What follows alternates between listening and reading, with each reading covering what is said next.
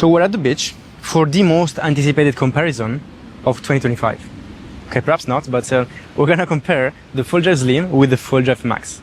It's gonna be super scientific, like same foil, same fuselage, same mast, same tail, same propeller, same motor, same pod, same board, same everything, same controller, everything's gonna be the same. The only thing is gonna change is the pod, like the box, and the battery, right? So there's gonna be a weight difference and range difference, right? Of course, with the Max you can go further, but how further? How much further, right? Is it worth to sacrifice some lightness to get some range? Well, we're gonna find it out, right? And how much more range do you even have with the Max? And how harder it is to pump with the Max than with the Slim? We're gonna answer all those questions, so you have to stick until the end, absolutely 100%. And yeah, I'm gonna put like the weights here on the screen so you can see pretty much the differences. And of course, there is also a difference in thickness, right? One is 3 centimeters and the other one is 4 point something. Again, everything's gonna be on the screen. I'm super prepared. So without further ado, I'm not gonna waste any more of your time and let's dive in. Just a few words on how the test is gonna develop. I'm first gonna try, again, the same set. The only thing that's gonna change is the full drive. I'm gonna first try max pump duration distance. So I'm gonna just take off, disengage the motor, the propeller, and then try and pump as far as possible a couple of times.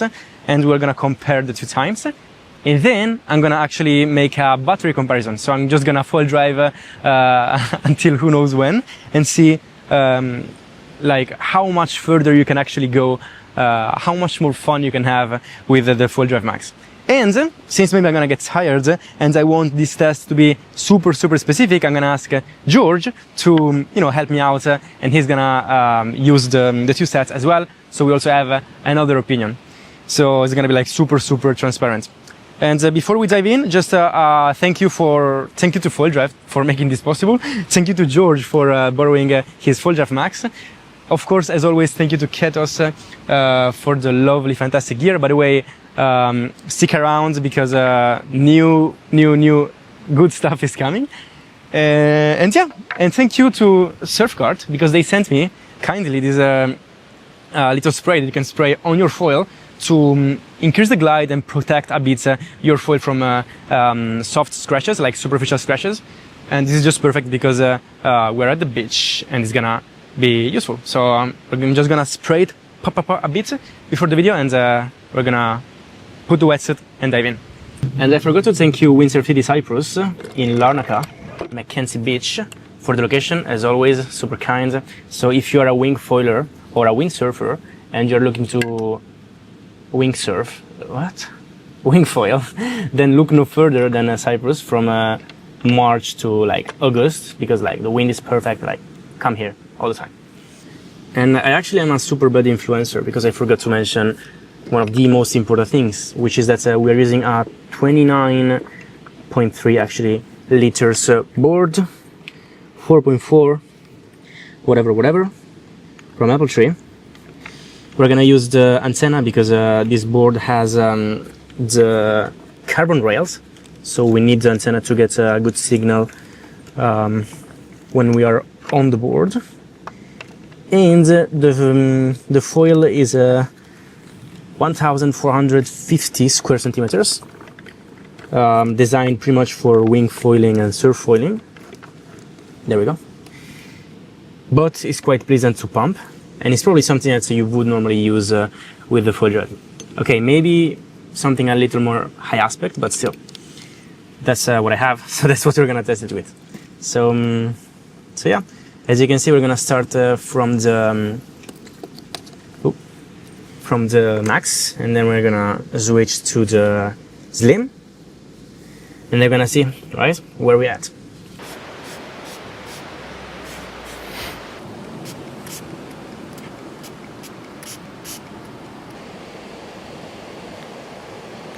Alright, so I'm super rigged. As you can see, I've got the watch, I've got the little microphone, waterproof microphone from Instamic, I've got my Insta360, so everything's gonna be recorded. Hopefully just the only thing that is missing is the drone, but that's probably too much. So yeah, let's get into it. Now this is the microphone. Yeah, this is the microphone. Let's get into it. I can feel that it's a little heavier than with my Slim, but let's see. Pretty chill.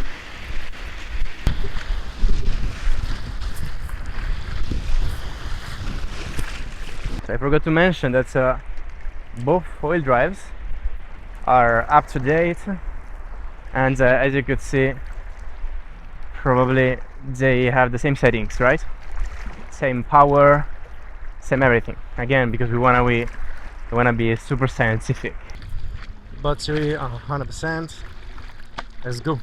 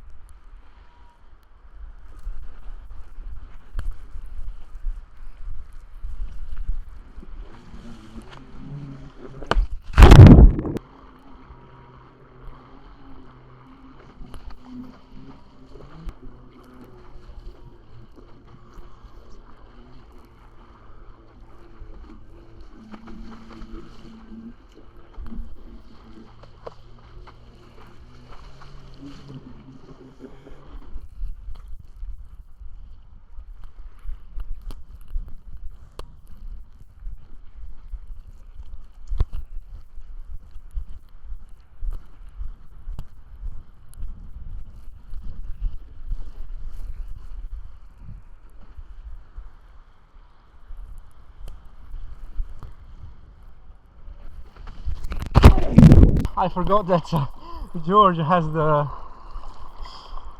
self-lock on, so I was pressing the trigger but I couldn't motor. But turns out to be pretty good. Pretty funny conditions.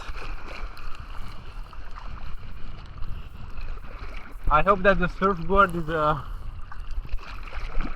protecting my phone, because I hit the seabed quite a few times already. But yeah, feels pretty similar actually. I'm not really noticing a huge difference. The thing that I'm noticing, maybe, is that probably with some extra weight under the board, you have to be a bit more precise, because probably since you have more weight, every movement you do is like amplified, I guess.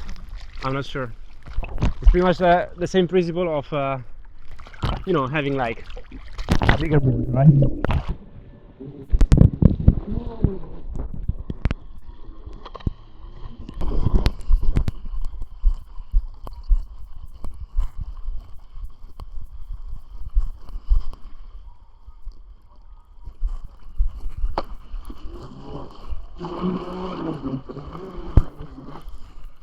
One thing that I do notice a difference with though is when the pod and the battery hits the water, there's way more resistance.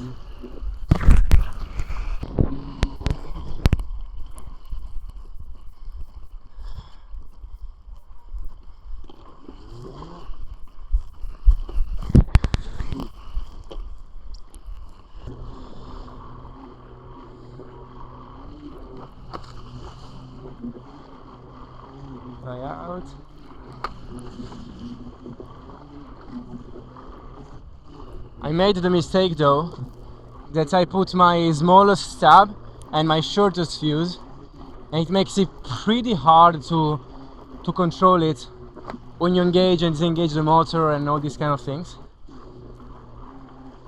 Look at this. So yeah.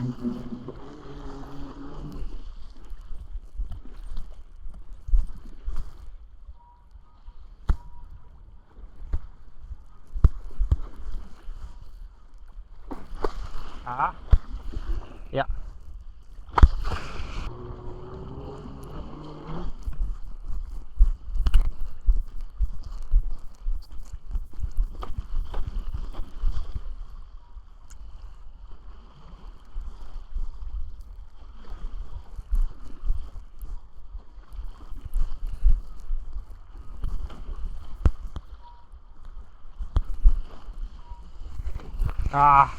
It locks yourself, as you can probably see. And by the way, around 30 minutes. Alright, so we're at about 27% battery. I'm gonna get until 20% and then gonna switch to the slim and see how it goes.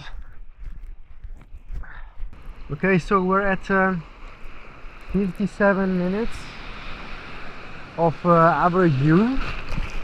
I would say even beginner use, right? Because it wasn't really my best session. And the battery is 17%. Can't see anything, right?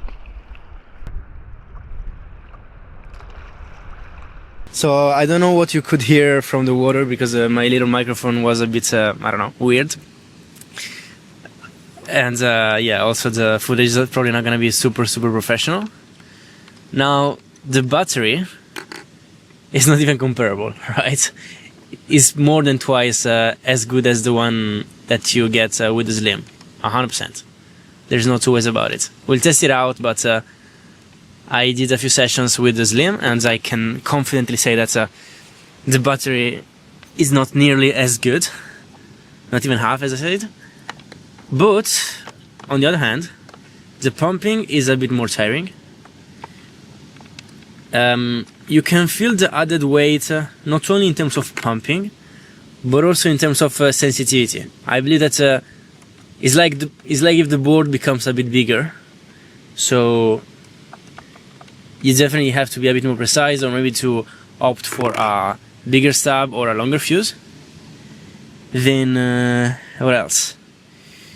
The biggest difference, in my opinion, I think that annoyed me a bit more, was the drag, right?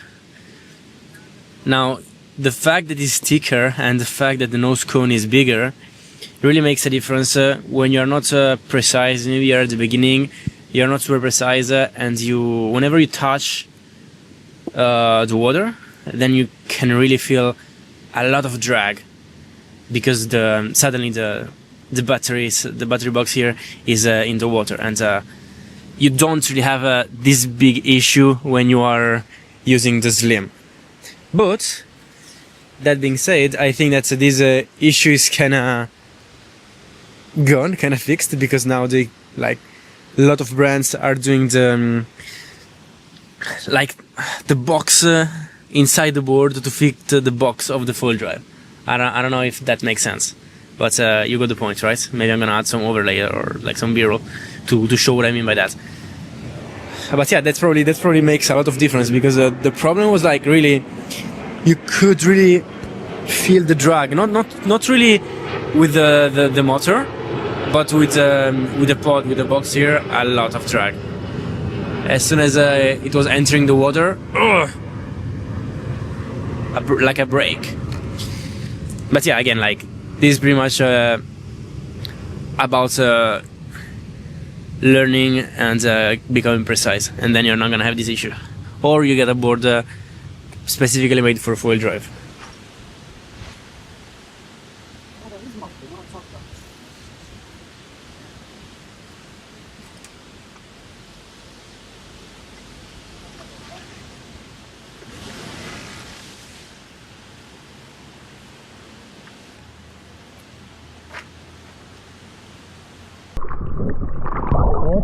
should.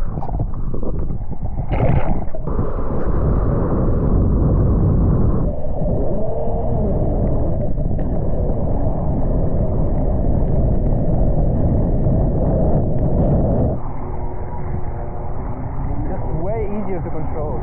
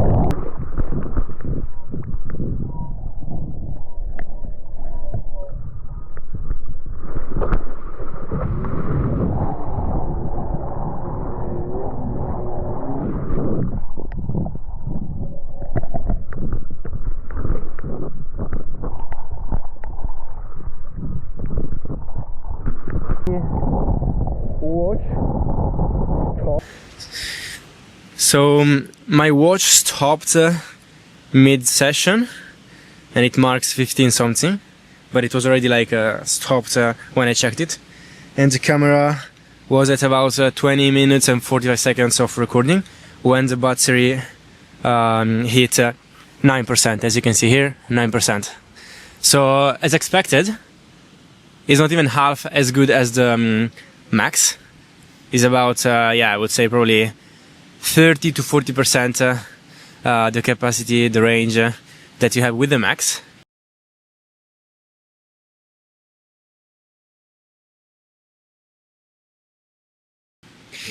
I also have to mention that the first session with the Max was a bit slower. I needed to get used to it, and yeah, overall I just used the motor probably less than now. Now I was pretty much all the time motoring upwind, and then I was going downwind a bit, but of course you're going way faster when going downwind, and I was using the motor when I was going downwind as well because I was making a lot of mistakes. That being said, I'm a happy owner of the Slim. I wouldn't change it for the Max, from my perspective. Again, you have a less runtime. You probably need 2 to 3 batteries, 2 to 3 Slim batteries, Slim performance batteries, to make a max battery. But at the same time, it's just like you don't feel it. Like, okay, it's about getting used to it. You need to get used to the Max, and you probably have the same feeling that you have pretty much with the Slim. But from my perspective, I'm used to the Slim, and I really had a hard time figuring out the Max. Not only in terms of weight when you're pumping, because if you have the pumping movement, then and you're efficient, then weight is not really a huge issue. But the biggest difference, in my opinion, that I didn't expect was it's like the Max makes the board bigger. That's what I felt, because you have more weight, of course. So it's just like it makes everything a bit more sensitive. So in that case, for example, I would have preferred a longer fuse, a bigger stab, because yeah, overall it was pretty hard to handle and to control. Well, at least with the Slim, I just went in, up the first time, and I was just motoring upwind and then turning and going downwind pretty easily. I fell a couple of times. I still need to practice and improve, but overall I just do like it better. And also when you hit the water with a slim, it's like almost unnoticeable, right? The ride remains pretty smooth. And then even when you go downwind, if you have the slim, you have like, when you touch the water, because you're gonna touch the water, it's just like a less mess, let's call it, right? Just a smoother ride overall. So, to wrap it up, I think that like for 80 to 90% of people, the max is the case, the way to go. And oh, look at this. Oh, that's luck. Anyways, I was riding without a screw basically. Anyways, everything is good. So I was saying that for 80, probably 90% of the people, the max is gonna be the way to go, because again, you probably need 3 batteries to make a battery of the max. But again, I'm happy to own this because yes, I'm not there yet, but my idea of using the foil drive is to just pop it on a small board and then just downwind and pretty much don't use the motor anymore until the end, right? Of course, you need a bit of practice to get there. At least again, for my level, my style of riding, and what I want to do with the foil drive, the slim is just an overall better option. You just you feel it way less under your feet, in my opinion. But again, it's just a matter of getting used to it. However, you should also consider, thanks George for giving me this hint, this input, you should also consider how far are you planning to go upwind. Because if you're planning to motor for like 5 kilometers, forget about doing 5 kilometers upwind with a slim, I believe, right? So the max is maybe more a tool to motor upwind and then go downwind, while the slim is more probably a tool to just get up and then run downwind, and that's it. Because yeah, to shuttle upwind with a slim, you'd probably need a couple of batteries, otherwise the run is gonna be pretty short. I hope that this video helps. I hope that now you have a bit more clarity and you can decide whether to get the slim or the max. Subscribe. Thank you again to George, thank you to Full Drive, thank you to Ketos, thank you to Windsor City, and yeah, I'll see you in the next one.